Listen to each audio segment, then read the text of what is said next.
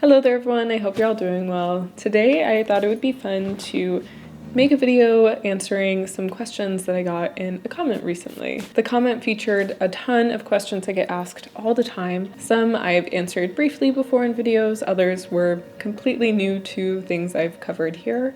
And so I figured it would be as good a time as any to make this video. So this comment primarily encompassed feeling as though practice put constraints on life, worrying about doing everything in practice correctly, being witchy enough, and ultimately becoming stressed and backing away from it all. These are all things that I hear all the time from people just starting out their practice, and it's stuff that I think all of us struggle with, even those of us who have been practicing for a long time, from time to time. I know I do, at least. Depending on the circumstances of my life, the fluctuations of rhythms, the seasons, all sorts of factors, I become overwhelmed in my practice, and it can take some of the joy out, feel like it is putting constraints on my life, and there are times where I don't feel like I am able to strike that balance the way that I historically have with the specific practice I maintained.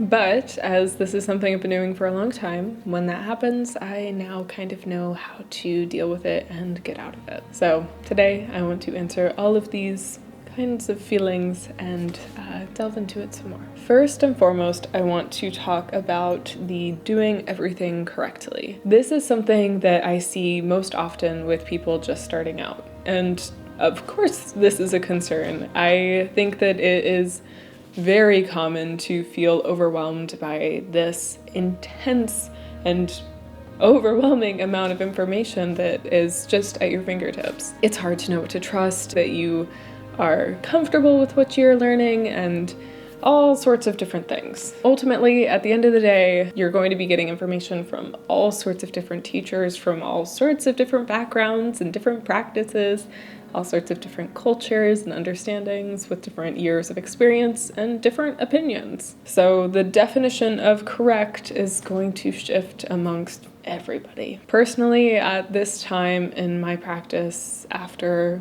over a decade of practicing and a long time of teaching, I've come to realize that doing things correctly is not always going to mean the same thing. Personally, I don't really think there is any way to do things correctly or incorrectly.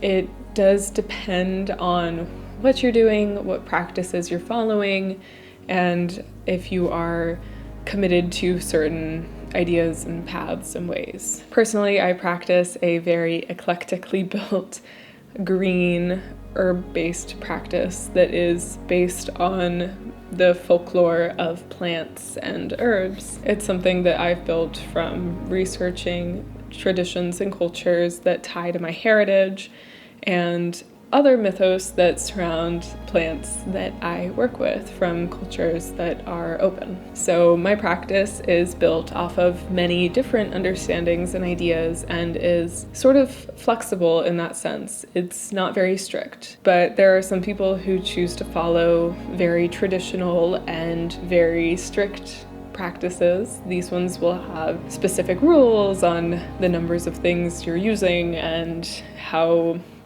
exactly to practice. For example, a lot of Wiccan traditions have rules about the tools used, how to set up a space before casting a spell, or lots of things like that. While I kind of started my path in a space that was studying from that, it was never something that I felt comfortable with because I always felt like I didn't know if I was going to be doing something correctly. After many years of practice, I realized that that's not what I need for my path, and doing things correctly doesn't have to be very strict. Ultimately, at the end of the day, I don't think you can really do much wrong.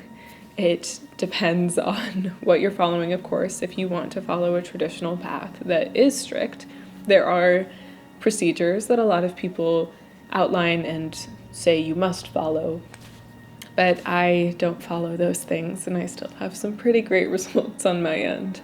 And so as far as doing things correctly goes, as long as you are researched and have some general awareness of what you're doing, it's very unlikely that you'll be doing anything wrong. And honestly, at the end of the day, the worst thing that's going to happen, for the most part with most practices early on, it's going to be nothing.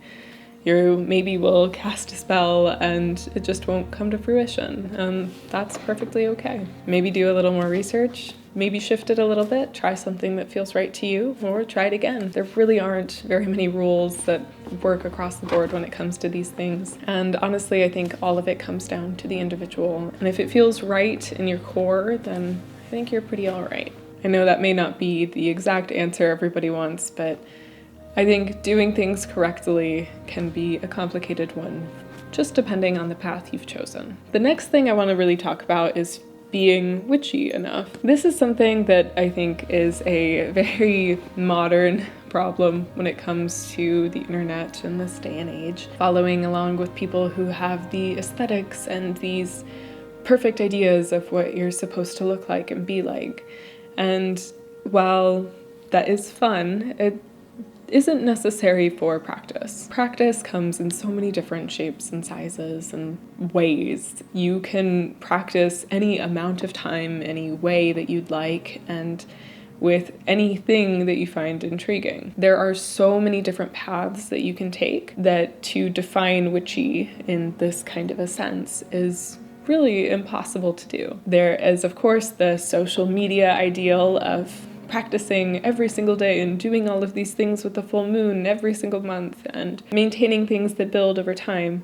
If that's not accessible to you, then that's okay. If it doesn't feel good to you, then that's okay. You are perfectly enough given everything that you can do and want to do. It doesn't matter what your tools look like. It doesn't matter what your house looks like. It doesn't matter how you dress. There are no rules for who you need to be, what you need to have necessarily, or the amount of practice you must do in order to be witchy enough. There's not a threshold there. I know that it can take some time to feel comfortable with that, and that's also perfectly okay, but we all will fit in our own little box, and that's what's beautiful about it. Every path is unique, every path is individual. All you need to do is be witchy enough for yourself.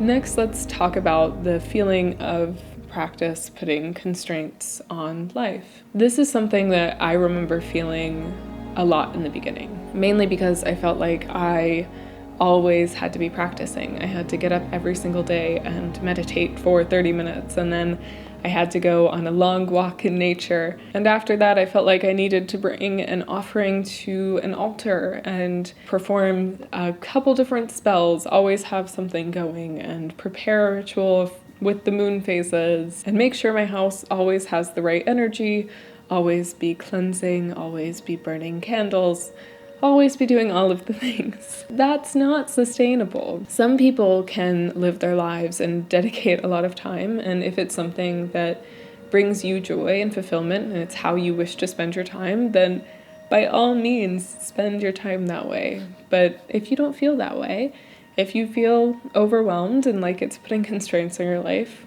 look at what's making you feel that way and either cut it out entirely or make it a manageable thing if it's something that you still want to do. So I know for myself, the length of meditations and the frequency of them at that time was too much for me. So I shortened them, and I didn't make the pressure to do them every single day if I wasn't able to. I still really enjoyed going on walks in nature, and so I prioritized that. And the rest, the crafting spell work and doing all of these sorts of things, that became something that I only did when I felt particularly inspired or excited. And that's what I keep up with now. Sometimes this changes. Sometimes I like to have a little bit more of a rhythm or a little bit less. But there aren't really any big rules with how you have to practice and what constraints it needs to put on your life. Ultimately, witchcraft is something that should add to your life. It should make you happier and bring joy and brightness and good things to your world. If it's stressing you out and making you feel overwhelmed, then it's not a good balance. And that's okay. But it's time to try to find one that balances better within your life and your world. Genuinely, you can practice whenever you feel the need. You don't have to maintain something all the time or you can choose to practice in ways that are smaller. I know for myself, I often will add magic to my cooking, or I will work it into herbal cures.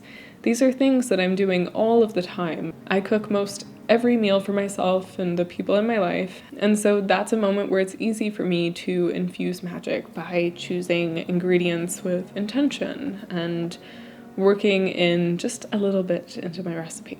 Outside of this, connecting to nature is very, very important to me in my practice, and so that's something I work to engage with all the time. And it isn't a hassle to me to do that. It's something that brings me joy and adds to my life.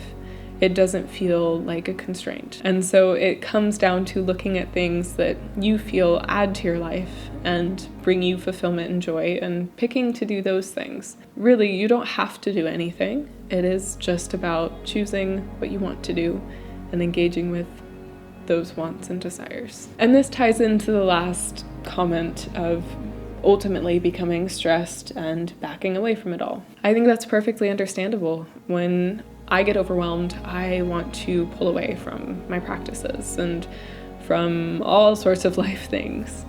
And witchcraft is something that you can put down and put away. But if it's something that you really want to have in your life and build and work with, then it just takes looking at it in a way that is realistic for your life and balanced for how you like to live and work and enjoy things. Everybody's life is different, everybody's world is different, and everybody's practice, again, is different. That's the theme of this video.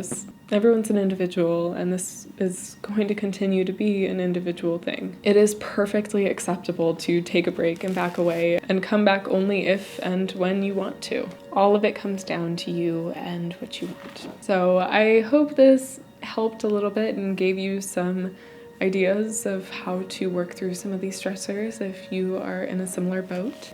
Oh, big yawn. Just a big yawn. So, anyways, thank you so much for watching. If you can and would like to, I'd really appreciate it if you checked out my Patreon. There I share art, herbal profiles, book recommendations, and monthly workshops. Beyond that, I also have another channel. There I share more herbalism and art and all of these fun things, a lot more magic and day-to-day life things. Thank you so much for watching. I hope you're having a lovely day, and I will see you again soon.